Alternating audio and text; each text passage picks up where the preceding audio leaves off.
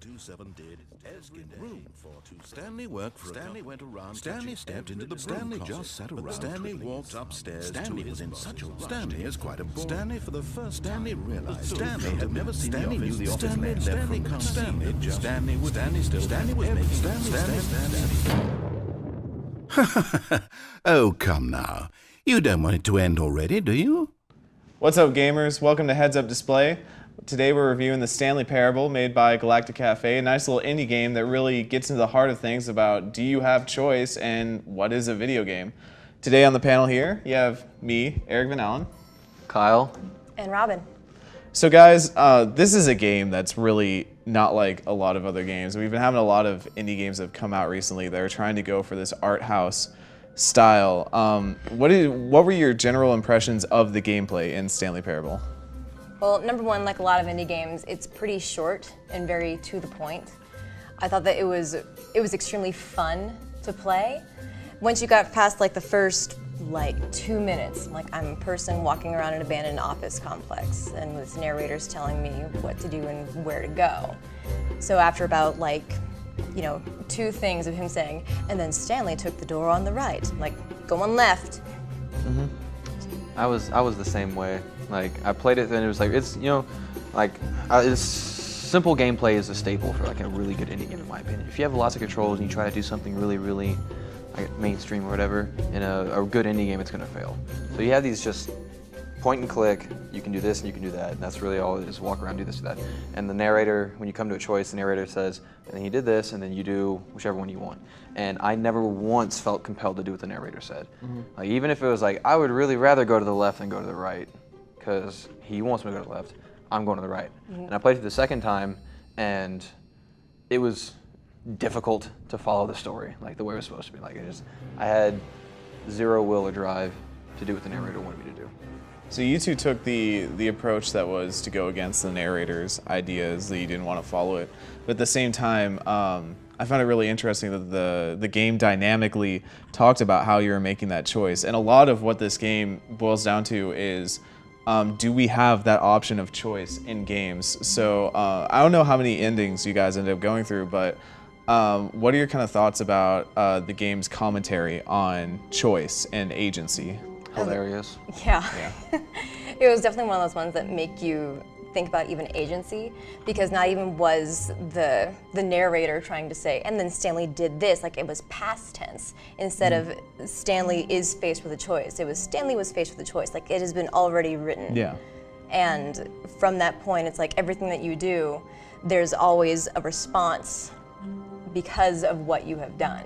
So it's a really cool idea with the interactive fiction and then breaking the fourth wall, because sometimes he's talking to Stanley, other times he's talking to you as the player, which really jars you out of that idea of agency, you either are Stanley or you are yourself controlling Stanley. Yeah.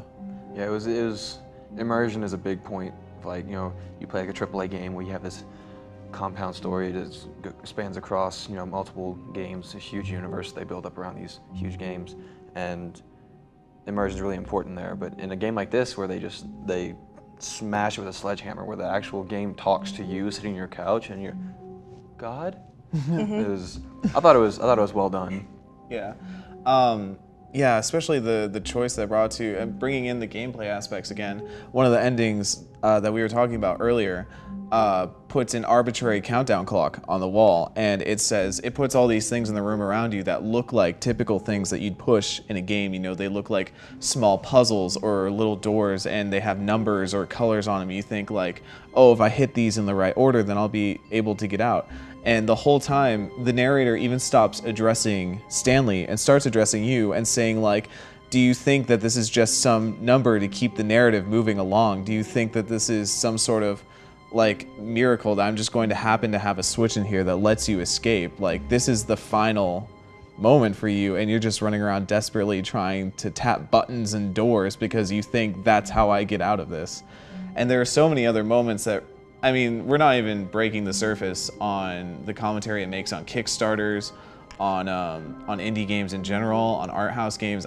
Stanley Parable really does not pull shots or pull punches, I guess, when it's aiming for this, and even directly makes fun of Minecraft and Portal in one sequence. But I guess we can kind of put a wrap on this. Just what are your final thoughts on the Stanley Parable, and what would you say to someone who is thinking about playing the Stanley Parable? If you've got the money, go for it. I mean, it was, if it wasn't fun, it was still funny. And you take games like that are really simple in gameplay, like Gone Home, that has a great story, so it's worth the money. Or you take a game that has zero story but awesome gameplay, like Star Wall, and it's worth the money. But this game is kind of mid-grade on both. The story's okay, the humor's okay, the gameplay is very basic. So I mean, if you have the money laying around, I say go for it. But I don't think it was worth $10. I don't know. I would say it's about like a $7 game, but you know, at this point, I'm just splitting hairs with it. I thought it was a very interesting commentary on like games in general and narrative in general, and like that whole disconnect of like, you know, you're playing as Stanley and you're working on like the immersion feel, but then you're pulled out of it when the narrator starts talking to you. So it really, like, Gonzago Frasca did this beautiful piece on agency, which we will link to in the links. But I think that I don't know, it's one of those games that doesn't really feel like a game. It feels more like it's a very meta commentary about it.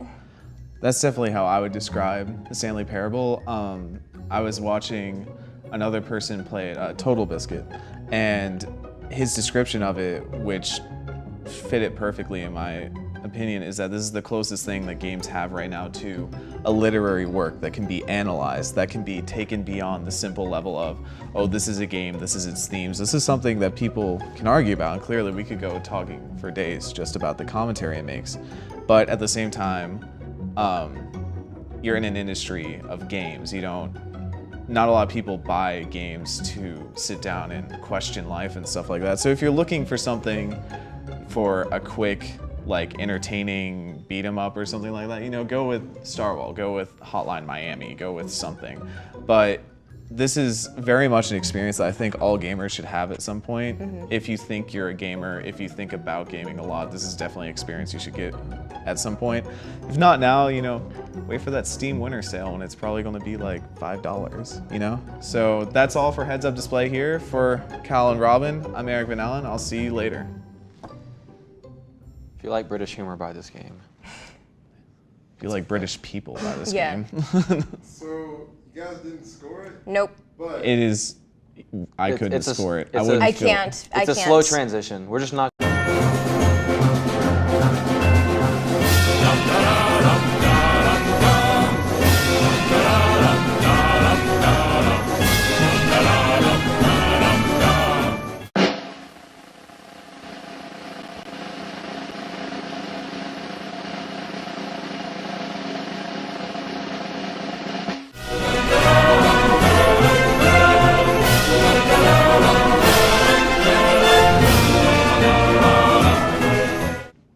What's up, gamers? Welcome to Heads Up Display.